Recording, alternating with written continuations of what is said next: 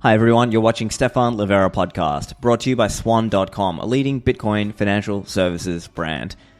Now, today we're talking about Bitcoin life insurance. So you might have seen my recent episode with Tour de Mista where this came up, and it turns out there is a company doing something like this, and so we speak to the CEO and co-founder of Meanwhile. His name is Zac Townsend, and we're talking about this idea of Bitcoin life insurance. What does it look like when it's all priced in and done in Bitcoin terms? Now, we talk about the model, term, or whole life. Is this the next Celsius or BlockFi? What are some of the risks there? Does it work under a deflationary environment, as well as the private credit fund that the team are doing? So here's my chat with Zac Townsend.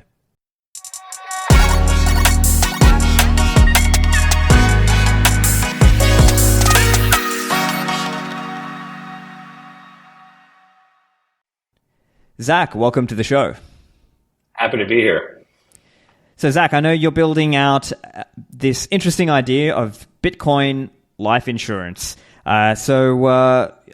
Interested to get into this and hear a little bit more about the model, how it's going to work, and of course get into what I think some of the criticisms will be, but I think it'll be interesting to hear from your perspective, how you got into this and how you got this idea to set up a Bitcoin life insurance company.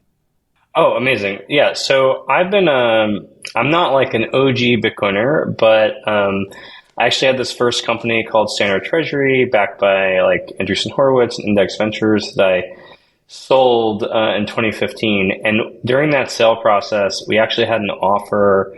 They were all like acqui-hire plus offers. And one of those offers was from Coinbase. So I like interviewed at Coinbase and I actually got my first Bitcoin like from Brian Armstrong, him showing me how Coinbase worked.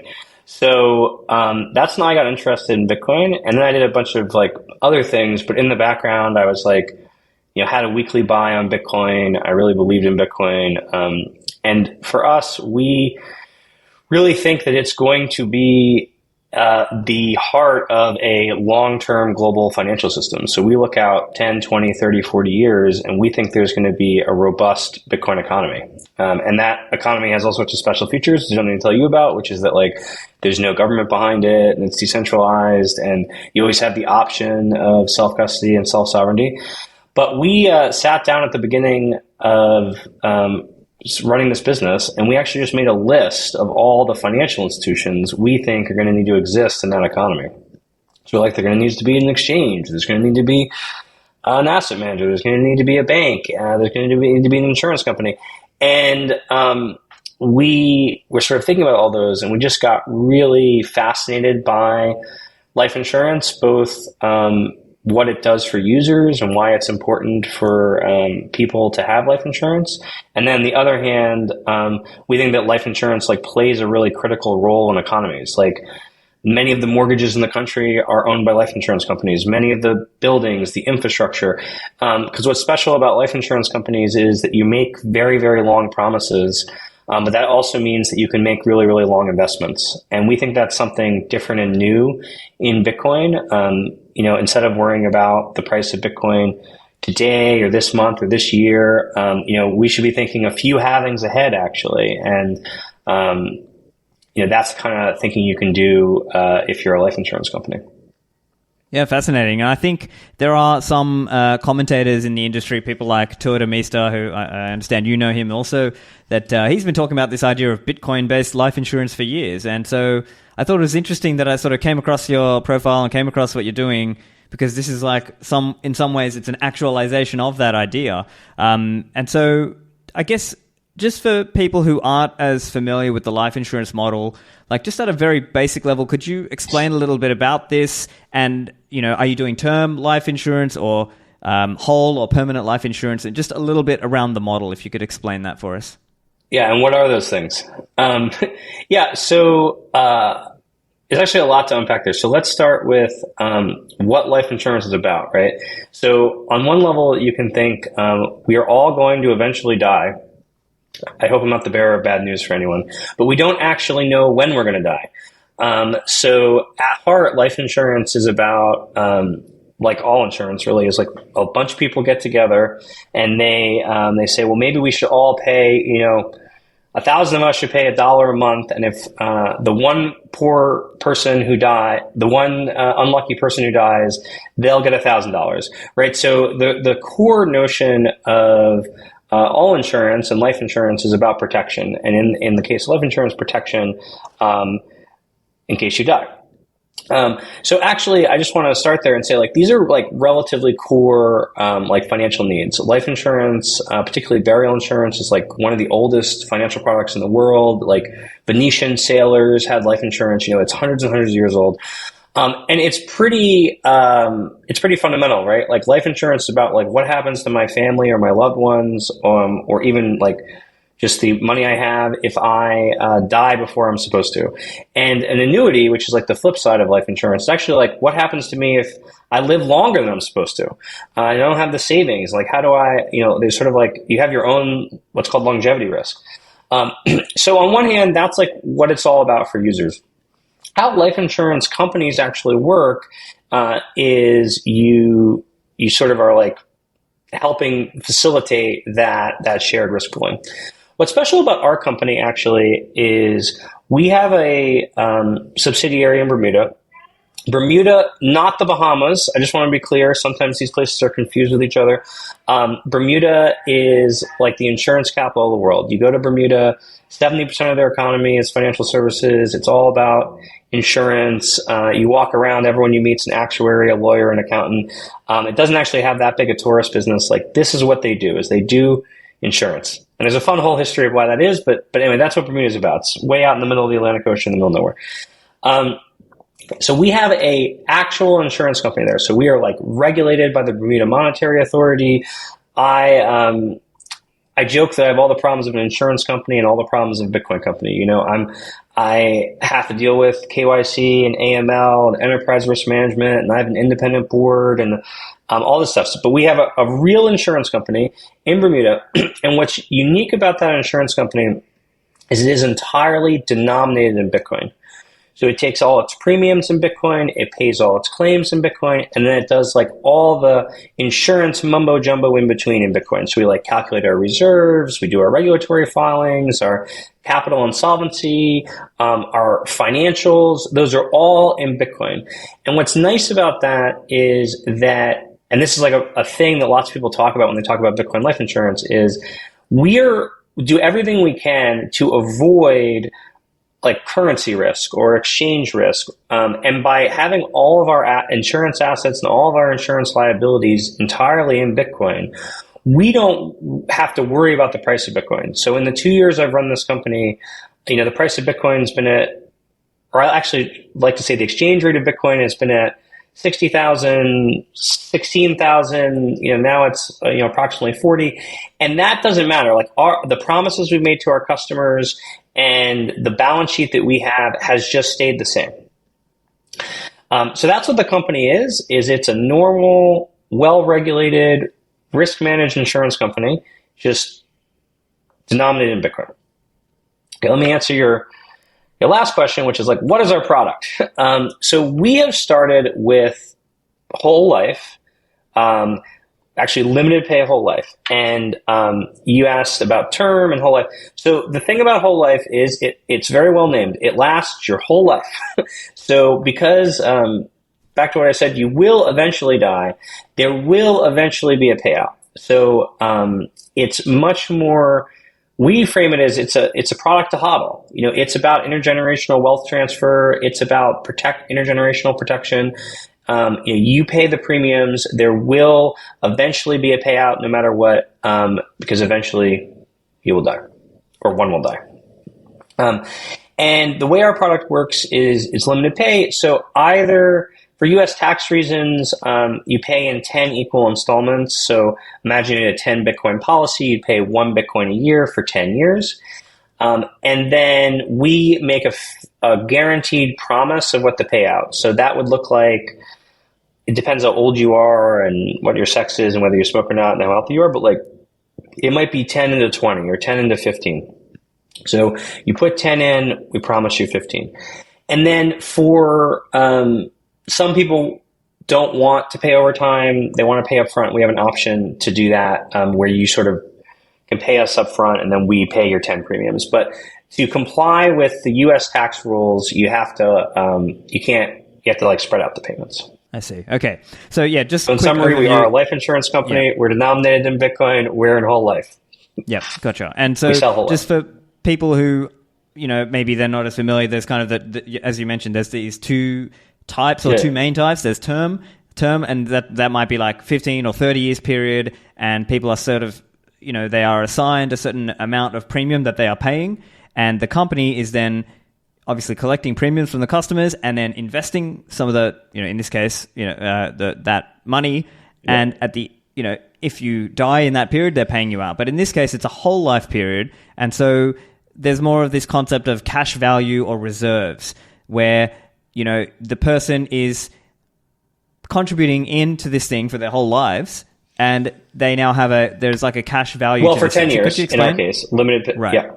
Yeah. And so could you explain a little bit about the cash value part? Yeah. Yeah. So you're completely right on term life. Eventually, we'll probably do a term life product. But what term life is about is it's about protection over a certain term. So 10 years, 20 years, 15 years. And, the ratio tends to be very high, right? Because you're unlikely to die in the next 10 years. In whole life, yes, it lasts your whole life. And there is, we don't call it a cash value because, although we think of Bitcoin as cash, various regulatory authorities don't. So we just call it the surrender value. Right. But you could think of that as like a savings account inside the policy. So you pay 1 Bitcoin your first year. There's a certain account value. In your second year, you've paid 2 Bitcoin.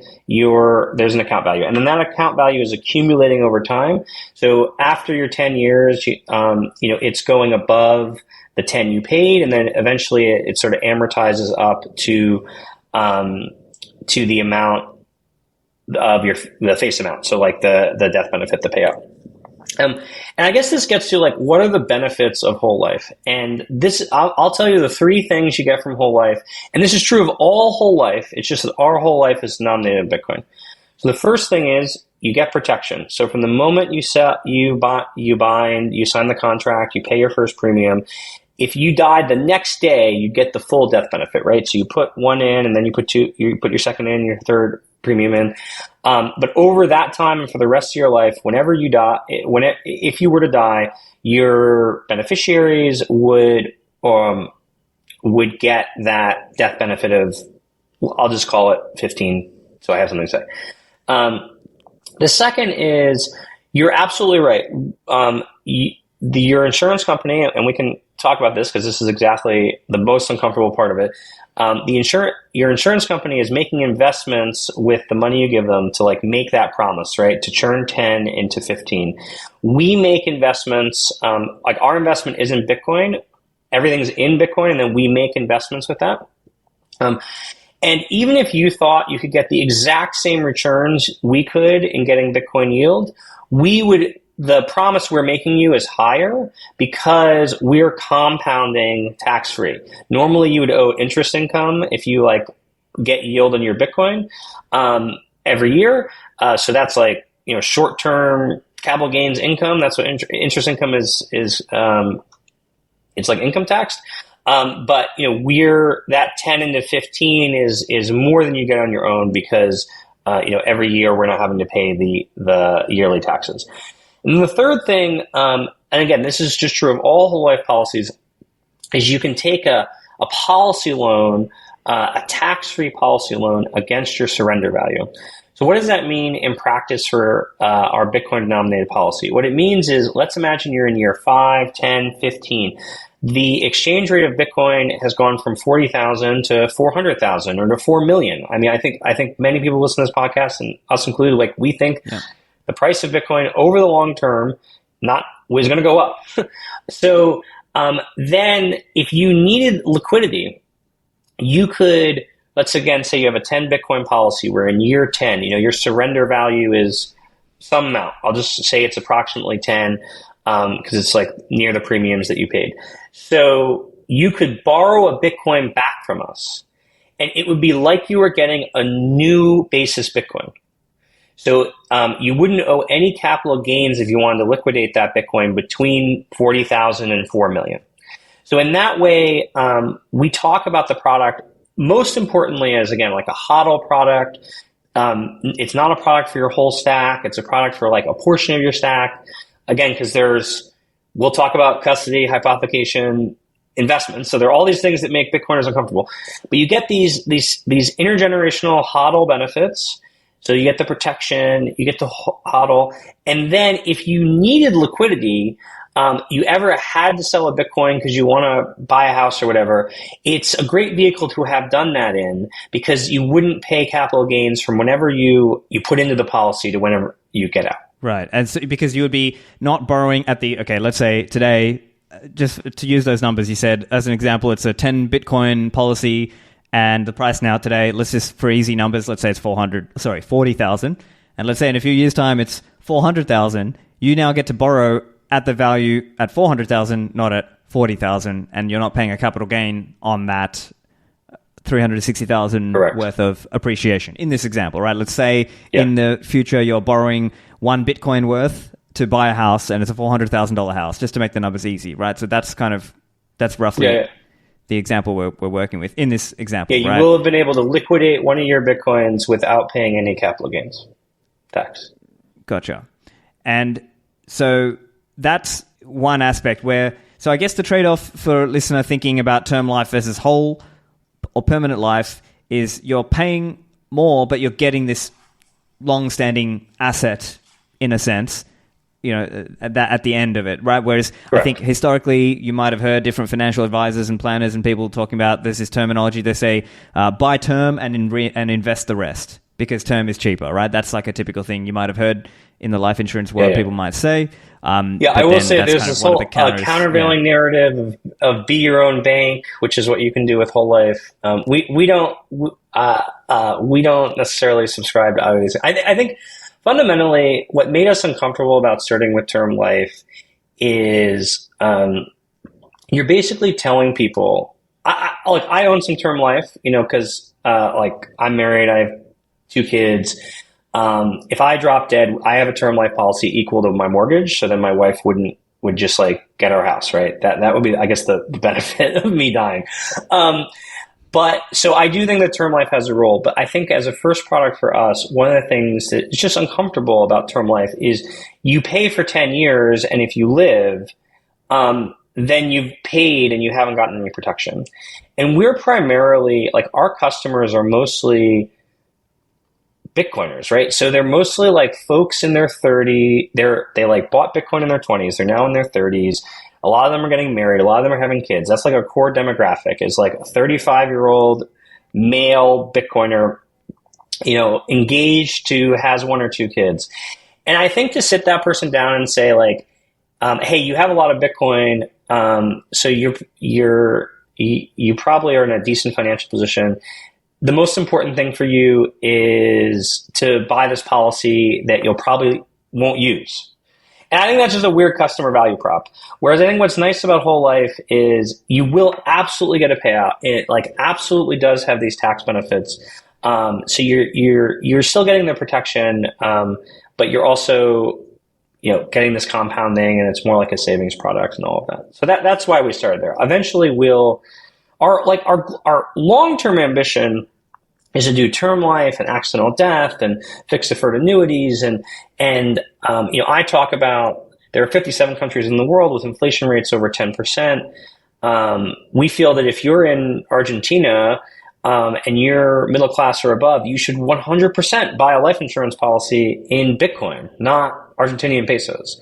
So although right now what we are is a Bermuda-based life insurer that does whole life primarily for crypto, people who have pretty big stacks. Our long-term ambition is to be the world's largest life insurance company, and we think that Bitcoin is the basis on which to do that for people all over the world of policies of all different sizes and all different types of product designs. But for now, starting with the product in America only, right?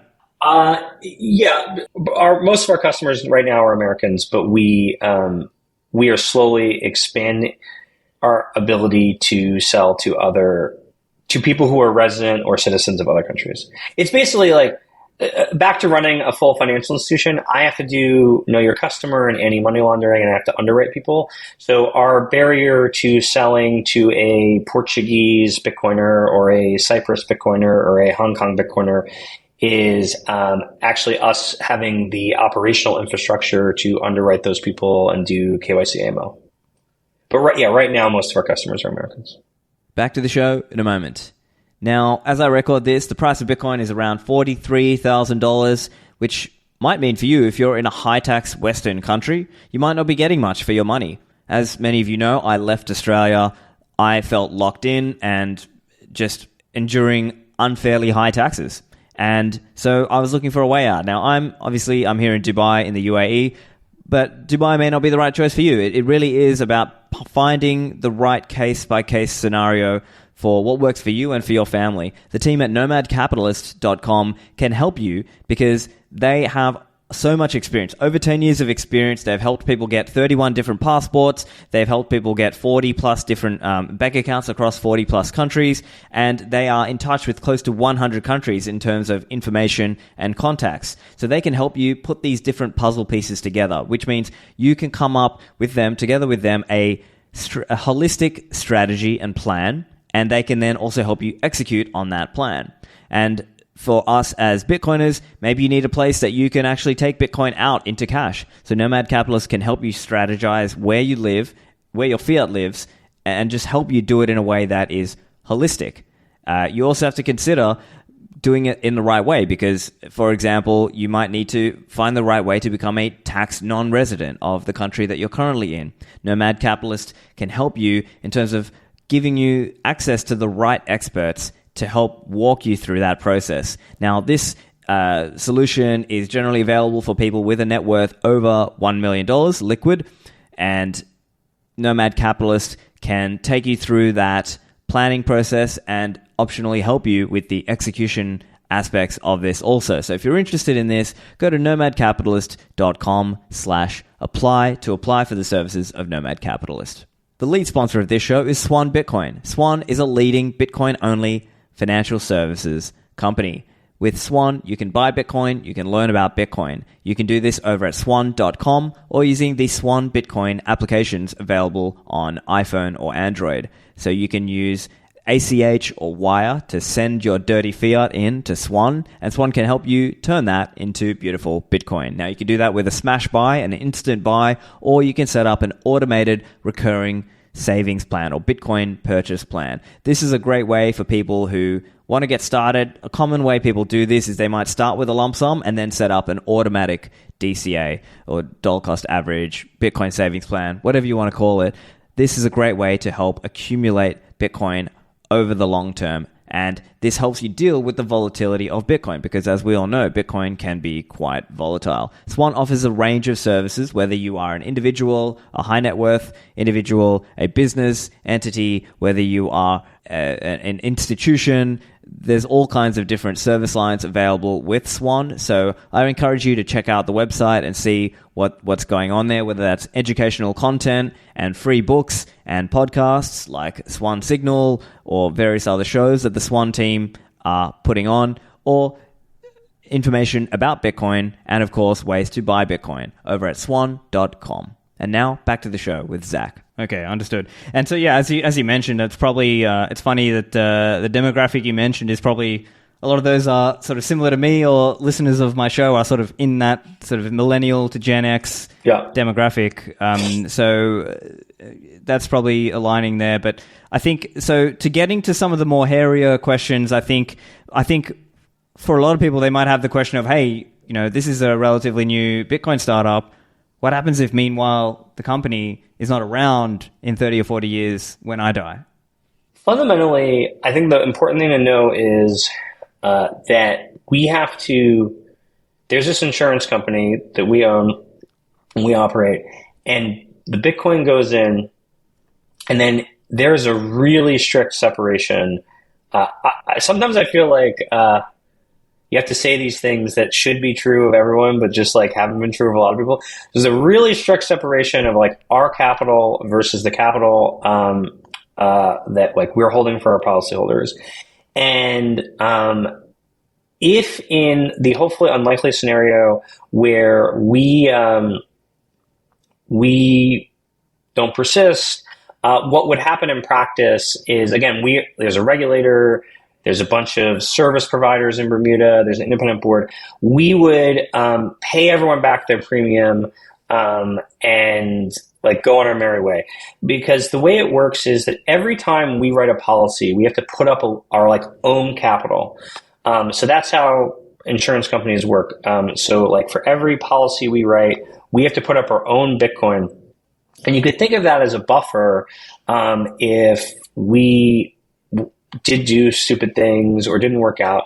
And that buffer, it's like first loss capital or whatever. And if we got even to losing 25% of that buffer or something, the regulator would either make us put more Bitcoin in or they would make us shut down. And if we shut down, we would just like give everyone their money back. Right. Yeah. And then I think the other aspect of this is, I think people are going to have a lot of questions about the Bitcoin denominated returns aspect, right? So we need to cover this point because obviously, well, so fundamentally, you're touching. I like to say that we do the three things that Bitcoiners hate, right? So the first thing is that you have to send us Bitcoin, right? So we are custodying your Bitcoin. Now, what we usually we use Anchorage, just to be clear, we which we think is the most secure centralized custodian, and like you'd have to kidnap a large number of people and have access to their phones. Like we feel very strongly that like we have a pretty good custody setup, but you are trusting us with custody. So that is again why we talk a lot about like this is not a thing. We're not trying to pitch you on like custodying all your Bitcoin. We're not trying to say that you should give us your whole stack. And in fact, the reason that some people like really like that it's a 10 pay, that is you pay every year for 10 years, is because you get to see that we're still here in 3 years and 4 years and 5 years. And then people, I think, are willing to make that commitment and then make that bet. But yeah, so the first thing is that we custody Bitcoin and you send it to us. The second is back to the risk sharing. Like everyone who's one of our customers, they send us Bitcoin and we put it all together in what insurance land is called our general ledger. But you could think of that as like our policyholder funds. So it's, in that sense, it's hypothecated, right? You have a surrender value, like we talked about, you have an account value. So you can go on our website and you can see that account value whenever you want. But there isn't a literal wallet that you can go look at on chain that has equal to your exact amount, right? So we're hypothecating all the Bitcoin. And then, yes, the third thing is we get yield on Bitcoin. How we do that is we basically, and I understand this can make people uncomfortable, we are running a like private credit operation in Bitcoin. So we lend Bitcoin to institutional counterparties. We've never lent to a human being. And then we are doing a lot of like TradFi off-chain stuff. So we negotiate 100-page master lending agreements. Where are we in your bankruptcy stack? What is all your collateral? Like, what's the parental guarantee? Like, what are the covenants? All this stuff. And the distinction between us and other people, well, the first distinction is we've been doing this for 2 years and we've had no credit losses. We've never lost any Bitcoin. But the second thing is we're incredibly conservative. Like, the 10 to 15 thing, basically those promises and those guarantees look like approximately 2% returns. And our target yields are 3%. And we have gotten 3% yields. We're not trying to get 7% yields. We're not trying to get 15% yields. And in fact, we think those things are dangerous. And if I'm actually getting like 3.1, 3.2% returns now, and my board is breathing down my neck. They're like, you're getting are you taking on excess risk? You know, so we have like a board and an investment policy and an investment committee and all this stuff to really target that particular return. and particular risk profile. And again, we've had no credit losses in our 2 years. But these three things, like I'm just I talk to every single potential policyholder, and I've spoken to every single person who signed up, and we're very honest that like we ourselves, like I have a hardware wallet, like that's an ethos we have, but the tax benefits of insurance, the protection and tax benefits of insurance require under the like IRS code that things work a certain way. And we have built the company we want to exist, and we hope in time to move that to being more trustless. Right now, we don't think that's possible. And so that's why it's all set up this way. And the way I often talk to people is like, you should have a certain amount of your Bitcoin should probably be self-custody. A certain amount of it should be at Swan or Casa or Unchained. And like, this is for a small percentage of your Bitcoin. We hope that you would entrust us. You would learn more about our company and what we're doing. But like, we completely understand that in every Bitcoiner's heart, there's like a love of self-custody on the one hand, I don't know, and a love of not paying taxes on the other. And like, you have to find where you are on that spectrum. And yeah, I mean, look, all these people too. I talk to some people and they're like, well, I don't think there's going to be an American government in 50 years. So I'm not going to worry about paying taxes in 50 years. So thus, perhaps our product isn't for you. But if you think that, as we do, that there's going to be this robust, globally important, globally used Bitcoin economy, and it's going to like overlay on the existing economic systems in the world, and that's super special and it's important. And like what partially makes it special is that you can always self-custody, and you do always have that ability to have self-sovereignty, and you aren't relying on the government. But for that world to exist, then there has to be, like, Bitcoin has to be money. It can't just be gold in the ground, which the analogy is your hardware wallet. It has to like be useful. It has to be able to pay for things. There has to be capital markets. There has to be debt capital markets. There has to be insurance. There has to be these sorts of things. And that's what animates me about Satoshi's white paper, is that the combination of trustlessness and like money and use and currency. And we're trying to build a defining financial institution of like that future Bitcoin economy. But different people have different visions, and I like also completely understand. I talk to a ton of Bitcoiners, people who are like, "This isn't for me right now." It just has to be right. It's the right answer for some people and the wrong answer for others. Yeah, because the way I'm seeing it is, on a long time horizon, something like Bitcoin life insurance, I think it should exist. But the question is, for a lot of people, it'll be like, is it right now, and is it the right model? Because for a lot of people, the obvious comparison, and I know you're trying to address that in your recent answer, but the obvious comparison for a lot of people will be BlockFi, Celsius, Terra Luna, all these things that kind of recently blew up. And so I guess the main, for now, what people can sort of try to understand is if there's a distinction in the way you're running, this business, as opposed to the way, the Celsiuses and BlockFis of the world, where maybe they sort of had this veneer of, oh, look how regulated, look how compliant we are, we have such good risk management, blah, blah, blah, blah, blah, whatever. And then actually in the background, it was sort of, well, in the case of Celsius, it was known that they were, lending out to these random, shit coins and things. And in the case of, I think in BlockFi's case, correct me if I'm wrong, but my understanding is that there was a lot of lending out to certain actors who might have been going short Bitcoin, or maybe in certain cases they were doing the whole grayscale arbitrage, discount and premium trade. And so I guess that's probably the one area where... Yeah. And I should... Yeah. But go on. It completely makes sense. And I feel like this is the wonderful challenge of building in Bitcoin, and I guess crypto more generally, is like, yeah, there's been a lot of Ponzi schemes and scammers and people who have lied. And I'm like another new person that's shown up and said, no, we're not lying. We're doing things in these certain ways. So again, I think that's partially why I get on every single customer call and we talk. And I think that the people who bought policies in the end are making a trust decision with us. And I think I have so many things to say about what you said. One thing is like, we look at the space and we say, we want to be the boring, conservative, long-term people. So I think that's why I like go out of my way to say like, we're not trying to achieve 7% or 17% returns. We're not trying to make a bunch of bets on altcoins or shitcoins or whatever. Like we are right now, we're just like Bitcoin through and through. We keep everything in Bitcoin.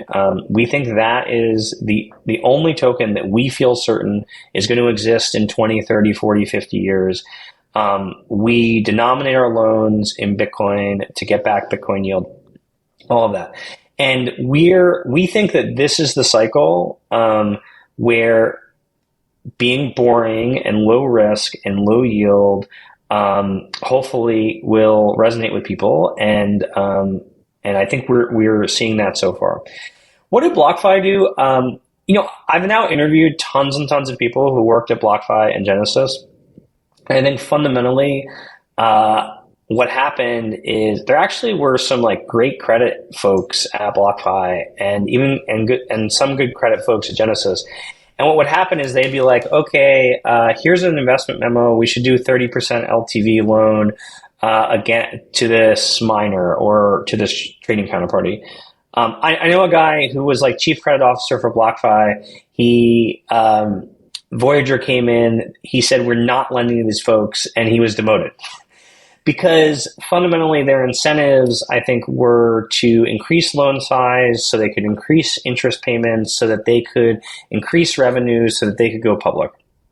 And again, it's just words. Like people should come and like I'm happy to share documents and like have people meet board members or like see that we're regulated on that we have a license and all this stuff. But fundamentally, like we're trying to. I was the first policyholder. My co-founder was the second policyholder. We're trying to build something that persists and is super conservative, and that structurally is easier. I think what is weird, like BlockFi was basically running a bank, right? Like you could withdraw your money at any time, and they were doing all these loans. We're actually like the complete opposite. Like we make really long promises to our customers, which I get can be uncomfortable, but we make really long promises to our customers. And then we're out there being super careful, but we don't have to worry about like everyone withdrawing their money at once. We don't have to worry about these like risks that blew up some of these institutions. And that also allows us to, I guess, rewind all the way. Like we think that one of the most important things that we're doing is helping to build an economy in Bitcoin that is at duration. So we've had actually billions and billions of dollars or tens and tens of thousands of Bitcoin of borrower interest come to us. We sift through, we do due diligence on these people, and almost all of them we say no to.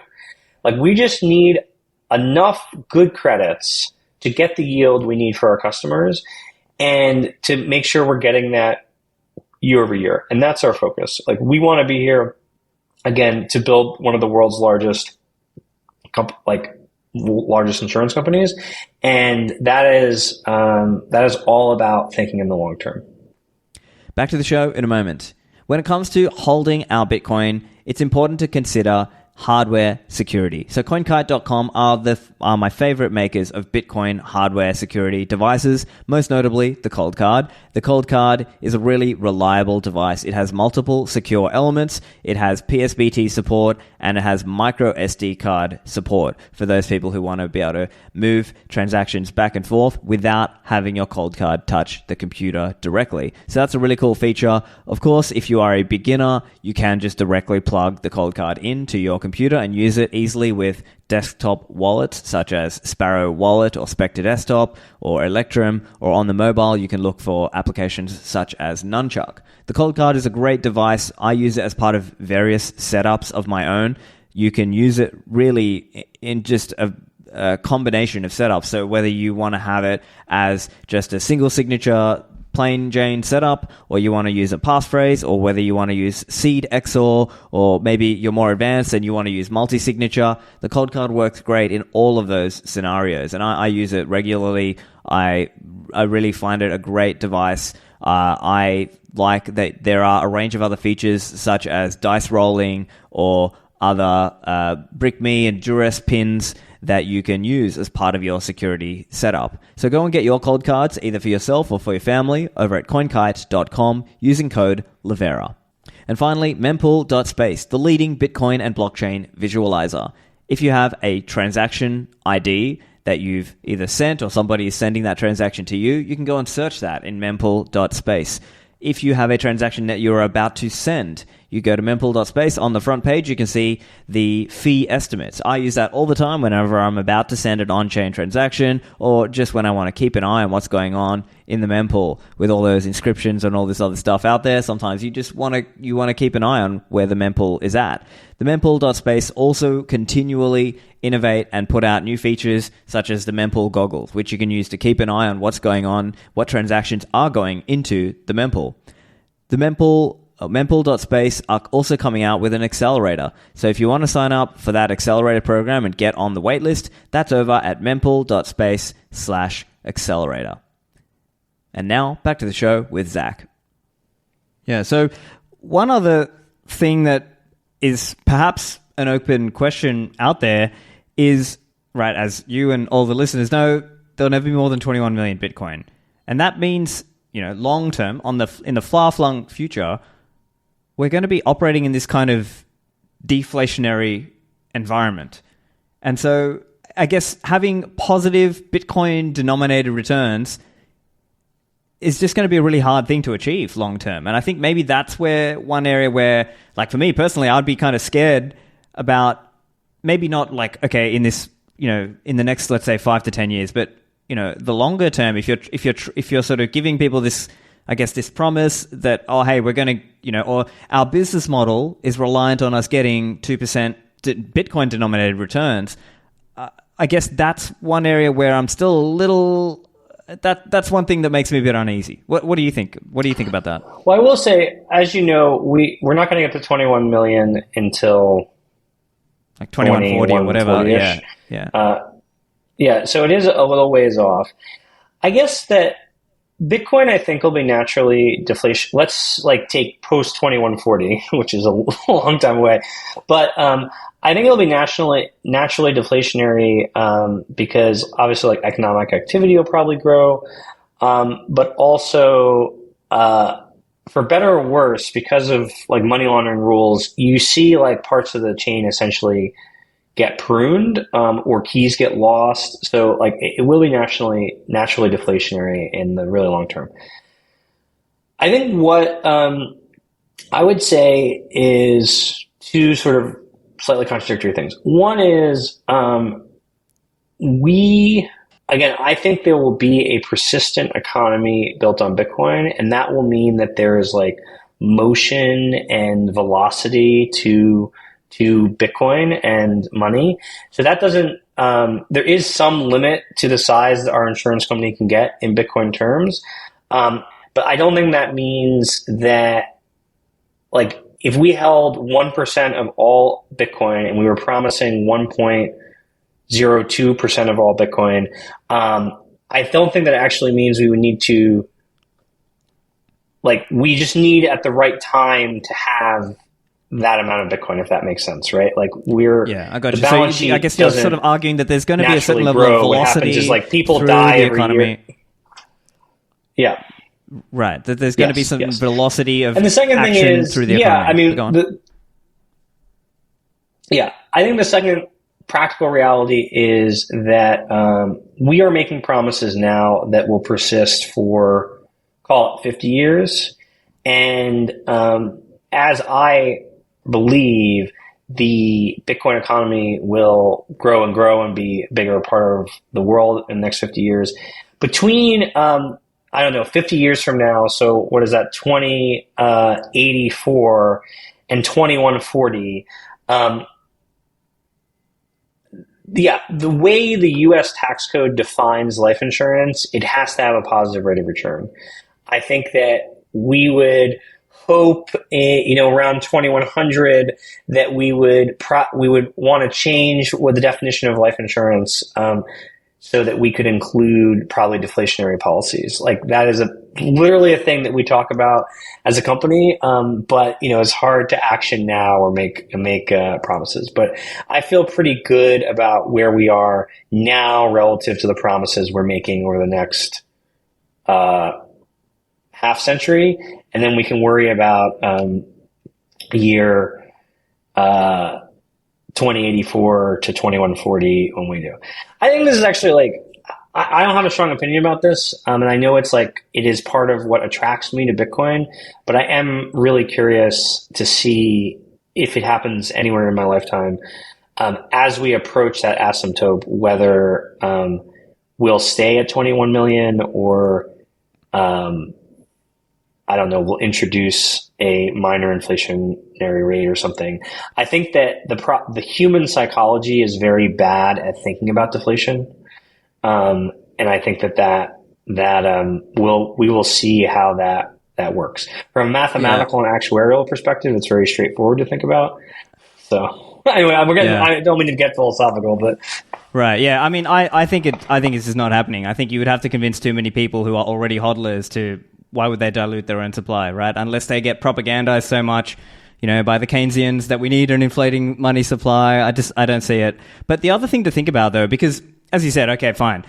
Maybe, I'm in my mid-30s, and let's assume for argument's sake I've got 50 years left. I'm going to die in my 85 or whatever, in the year 2074 or whatever.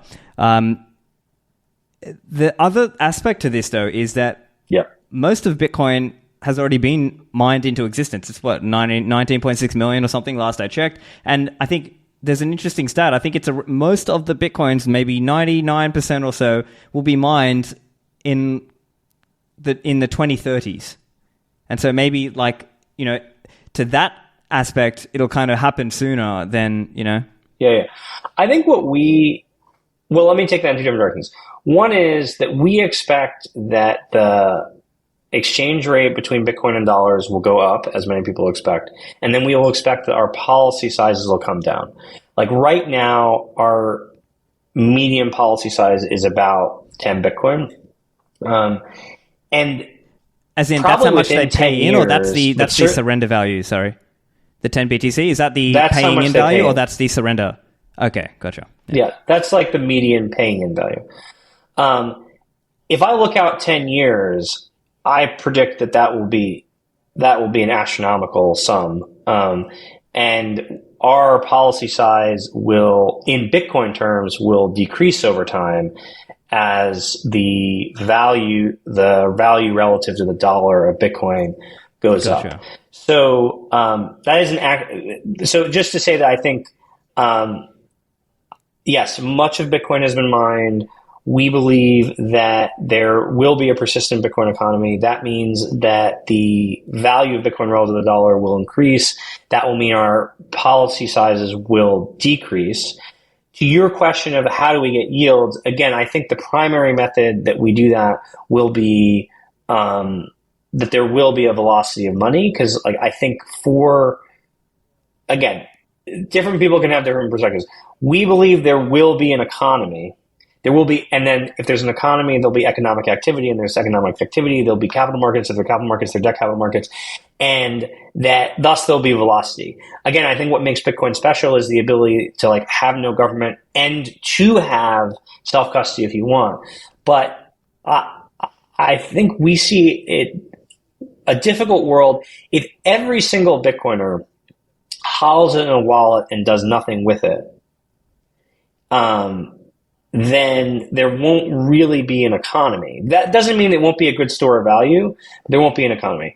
And we do worry a little bit about this. And back to your question of winding down, we actually have an unusual clause in our contracts, which is that we can, in the first 10 years, cancel a contract and give everyone their money back. Specifically, if we don't feel that there is a way to get durable 2% returns. And that is our insurance policy. because we are 100% focused on getting the conservative low yields that we are promising our customers, and we do not want to take on excess risk, and we would rather shut the company down than blow up. Like that is just where we're at. So we have this clause in our contracts that if there aren't debt capital markets, then we'll give everyone their money back. But again, I'm a believer that Bitcoin is going to be like the settlement layer in the world. I think that you're seeing, a bunch of energy producing nations start to do mining. I think what you're going to see is that like infrastructure projects are going to start to be like, I'm not going to do it, but I've been telling people someone should start like an oil future natural gas exchange, like a CME, but denominated in Bitcoin, where the bid-ask spreads are in Bitcoin. Like, I fundamentally believe that we're going to see much of the economy, or at least a portion of the economy, switch over to a Bitcoin standard. And if you believe that that is true, that Bitcoin will be this like global settlement layer, and there'll be a Bitcoin standard, and there'll be like infrastructure projects in Bitcoin, then like all of that will naturally lead there to being a robust economy and like yield on Bitcoin. Right. Yeah. I think one thing I would just add is I believe that, moving into this Bitcoin deflationary world, I think there'll be a lot less debt than we have today. There will be some debt, but it will be a lot less. And just because it's a fixed supply. And I think that's just naturally what's going to happen. In terms of your question or your kind of point about, are people actually going to spend the thing, or is everyone just going to hodl? I think longer term, we will have to spend because, you'll need to eat and have a house over your head or have a roof over your head and so on. So that for me is not so much an issue. Like, I think people will naturally have to spend once we're, in the far-flung future into the Bitcoin, denominated world. So for me, I'm not that concerned that, everyone, because it's literally impossible for everyone to hodl in that world because we got to spend to eat and so on, right? So I just think, so I think that part is not so much a worry for me. And even, and this kind of comes back to even some of the economic theory debates as well, because some people would say, oh, look, what happens if there's not enough people spending? And is that, the Keynesian kind of hoarding kind of argument, which I think is wrong, by the way, because really, if a lot of people are just holding and not spending their coin, they are leaving the real resources of the world available for some other entrepreneur to bid away. So in practice, yes, I'm not that worried about that part of it. It's more just about I completely agree with you. How long does this take? And I do think that we'll have. I hope we'll have a world with less, particularly consumer debt. But I guess the question for us is, will there be like institutional credits like corporate in the debt world? and things, corporate debt or I really see a future where the next nuclear power plant or the next oil field, if you want to build that you would issue a bond in Bitcoin, because there's this natural connection between like Bitcoin and energy and Bitcoin and power. So again, for me, the Bitcoin standard looks like, maybe a world with a lot less overall debt, particularly consumer debt. But I think that to your point about like natural economies and the natural velocity of money, like I think there will still be ventures in the world, and some of those ventures and some of that risk taking will be funded by folks. And we are definitely making a bet that there will be available yields. But that's partially the reason of why we are making a bet that the yields will be very low. I don't think that they're going to be outrageously high. I think they're going to be low partially because the projects they'll get funded will probably be relatively conservative, particularly relative to the value of the currency they're denominated in. Got it. One other thing I wanted to ask you about, so I saw this in some of the news articles and things. I was reading that you also have, it says you have a private credit fund that's going to be a closed-end fund taking in USD and targeting 5% return denominated in Bitcoin. So is that still true, or has that changed, or is that a different thing? That's a different thing.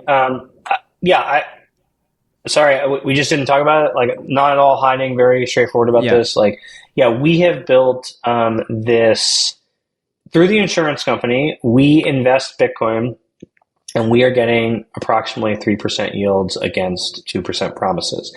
But as part of that, we've had to build an enterprise risk management framework. We have a chief risk officer. Like, we have a credit people. We have an investment committee. We have all this infrastructure, and we believe that we've had to build this skill, and again, a skill that has outputted no credit losses in a time with Celsius, BlockFi, Voyager, FTX. So we feel that's a skill that we can use for other people. It's a different thing, though, right? It is a riskier venture with a riskier IRR. We are not going to take the insurance company and try to get 5% yields, but we are saying, like, we've built this capability, and we look at all the credits in the world, and we think there are enough credits to support a fund like this. So are these are segregated entities? Like, losses in one will not impact segregated. The other? Actually, they're actually in like different countries. Actually, the fund is in the United States, completely segregated, and the insurance company is in Bermuda, completely segregated. So they're completely separate things. The fund is a private credit fund. So what does that mean? But it's denominated in Bitcoin. So either you can contribute dollars, and on the day of the close, we'll convert all your dollars to Bitcoin, or you can contribute Bitcoin. We take that pile of Bitcoin. We say 100 million, but like actually what it means, like 20,000 Bitcoin is about what we're trying to get. If I did that, yeah, 20,000. And then the goal is that will produce 5% interest every year. We'll pay out that interest. But it's locked up. So it's, again, not like BlockFi. We're not making promises that it's liquid. It's not a product that's supposed to be for like random retail people to put in a tenth of a Bitcoin. This is like an institutional like commitment that you'll lock up your Bitcoin for the investment period is 3 years. There are possible extensions. So I think what we look out in the space and say, there's a lot of people who are offering like high risk liquid. Like, that is what the space is about. And I think that if you want to get high risk, high returns with a lot of liquidity, you end up naturally gravitating toward altcoins and like trying to make money on tokens and pump and dumps and Ponzi schemes and all this stuff. And we're trying to just be a different part of the ecosystem, which is we're trying to be the like long duration, boring conservative guys. That is how we're building our company. It's how we're building our culture. It's who we're hiring, and private credit, we feel, is like part of that. Because it is not about you handing us Bitcoin and us turning into a big pile of Bitcoin very fast. Is about like a longer term institutional cross cycle investment. I see. Yeah. And I just ran the number just quickly, just for people interested. So let me just check that. I believe, so about 100 million USD is about 2,385 Bitcoin, just at today's prices. But yeah, so 2020. Sorry, yeah. I was off by an order of magnitude. Yeah, that's not a big deal. And then I guess 20,000 would be a lot. Well, yeah, that's like $1 billion. So I guess then the question could also just be, how can people get comfortable? Are there audits? Are there other things that people outside of the company can see to make sure that you're not, doing a Celsius or a BlockFi or something like this? We have an internal auditor that is a Big Four firm. We have an external auditor. Candidly, the external auditor isn't going to do an audit on us until we make our regulatory filings. So there isn't one right now. I think, again, the way people get comfortable is, if you're interested, you could come sign up on our website, or you can email me. I'm Zac at meanwhile.bm. And yeah, we have a bunch of material we share. I think one of the things that, we're not a non. Here I am. I can tell you all the people who work on for the company. I can tell you all the independent directors in Bermuda. I can tell people the names of the service providers. And then we're happy to share materials on an individual basis. Yeah, and again, I think we're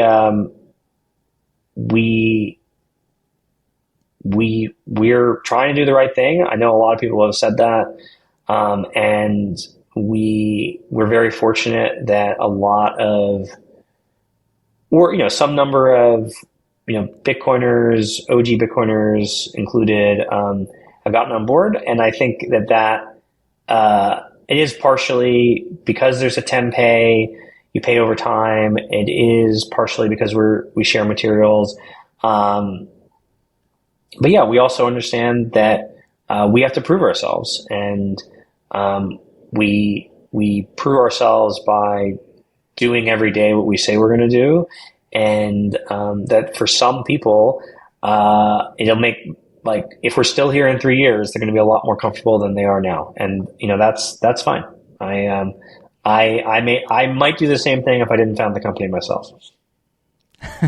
Well, I think that's I think that's probably it. Just takes time to. This is a new thing, and obviously, what's happened in the last few years has got a lot of people scared about the same kinds of mistakes happening again. So obviously, it's gonna take some time for people to get comfortable. And I think the other aspect of it is, going through a bull cycle.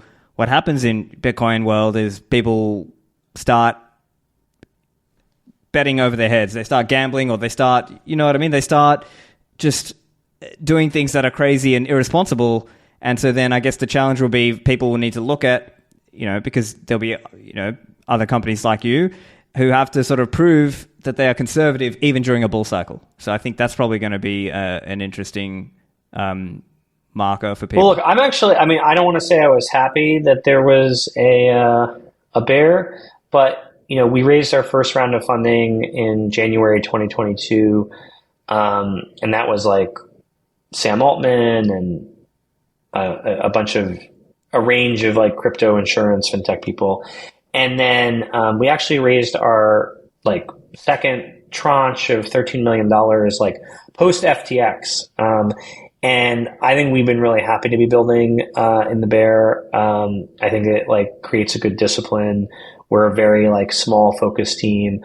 And literally every day every time we talk about a potential investment out of the sort of Bitcoin corpus, we talk about capital preservation first. And I think that culture is going to persist. Actually, our first and foremost value, I know sometimes corporate values are corporate speak, but is build for the long term. And we are, I was going to say, since you mentioned it, we've had a number of people who bought policies directly with the Bitcoin they got out of the BlockFi bankruptcy. And I guess that could mean that those people were pretty foolish, but I think what we hope that means is that we're different than those and the mistakes of the past. And that is certainly not just what we're trying to project. It's what we're trying to live every day. Gotcha. And that's why, by the way, I have so much respect for Swan. I have so much respect for Unchained and Casa.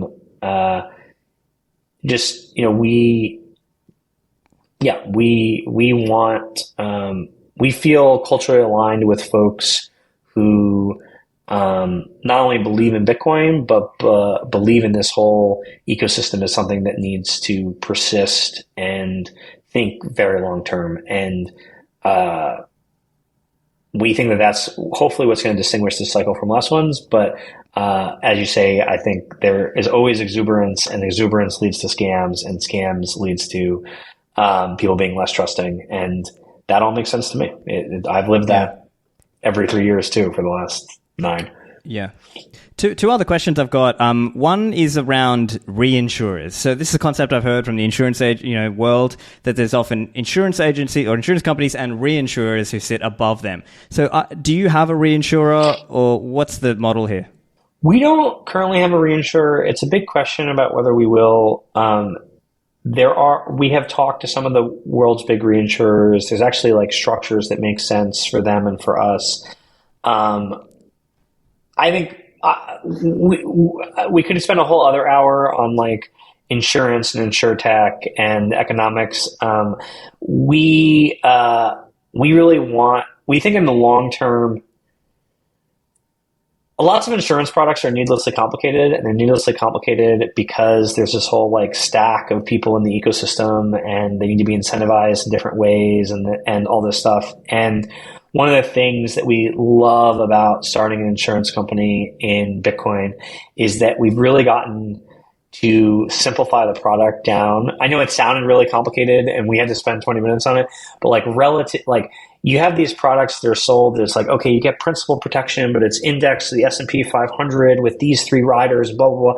And one of the nice things is that I joke is like, we get to run a life insurance company from like the 1850s, and we like that. And we like the simplicity and the value props. And that comes with an element of control, obsessiveness and conservativeness. And so we may work with reinsurers. We may not. We'll see. Yeah. Okay. And last question I had is, do you see the rest of the fiat insurance agency coming along to actually hodl Bitcoin as part of their own portfolios, or at least in the future offering a similar kind of Bitcoin life insurance like you are? Yeah. So let me split that into two. Do I expect that incumbent like carriers and reinsurers will do what we're doing? Maybe. It's really hard actually, because if you have a dollar balance sheet and you want to sell Bitcoin policies, then you either have to hold Bitcoin or hold Bitcoin derivatives or something. And because Bitcoin is volatile relative to the dollar, then you end up having to hold a ton of capital. So it'd be like super expensive and really difficult.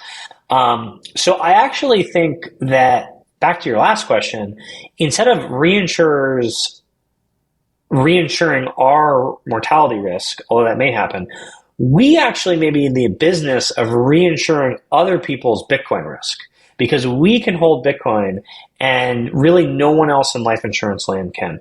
So yeah, we have some ideas that if you look at the ETF, for example, the ETF is a product that every like investment advisor in America can sell to get their people like 1% exposure to Bitcoin, let's say.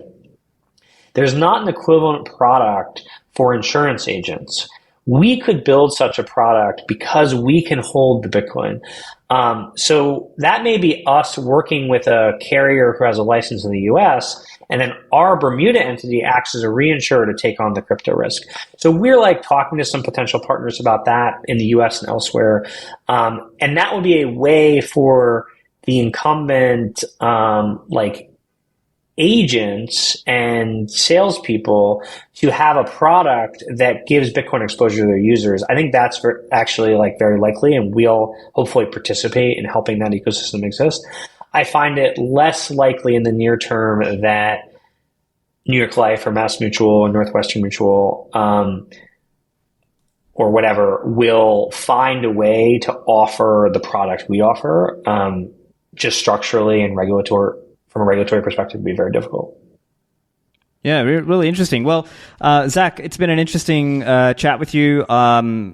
Certainly, as I mentioned before, right? I think something like this should exist in the Bitcoin world. I just really, I guess, with the recent all the failures, the BlockFis, the Celsiuses, the 3RS Capitals, and all this other stuff. Yeah. I guess that's just what I'm hoping this doesn't become. But I would like to see this kind of thing become a reality. So, any closing thoughts from your side, and where can people find you? My closing thought is, yes, they can find. I'm Zac at meanwhile.bm. Our website is meanwhile.bm. People can sign up for our waitlist, and then we pull people off our waitlist as we can serve them, and help and talk to them and help them become policyholders. I think what you said is absolutely right, and I hope that if people are listening to this podcast or watching it, that if they are at all interested and they have questions, like they should reach out or we can jump on a Zoom call. And I know that some people, that'll mean we have a great chat and it's not for them. But for some people, I think they hopefully will get comfortable. Like, we really believe that the world will move to a Bitcoin standard. And we're trying to build a defining financial institution for that standard. And I don't know if that means I'll make the most money of anyone. Maybe I should do something less conservative, but I think the point is, we're Bitcoiners too, and we really believe in this. And not only do we think something like this should exist, we're building it to exist. And I hope that resonates with folks out there. Fantastic. Well, thank you for joining me, Zac. Thanks so much. I really appreciate it. I had a good time. All right, I hope you enjoyed the show. One quick reminder before we finish up, I also have a Substack newsletter. So for those of you interested, you go to stephanlivera.substack.com and you can find it there. It's a weekly free email newsletter just to go along with the podcast. And my goal with this is to just do a once a week update where I talk a little bit about what's going on in the space and also offer some revision and highlights of what happened in the podcast episodes for that week. So that's it from me. Thanks, and I'll see you in the Citadels.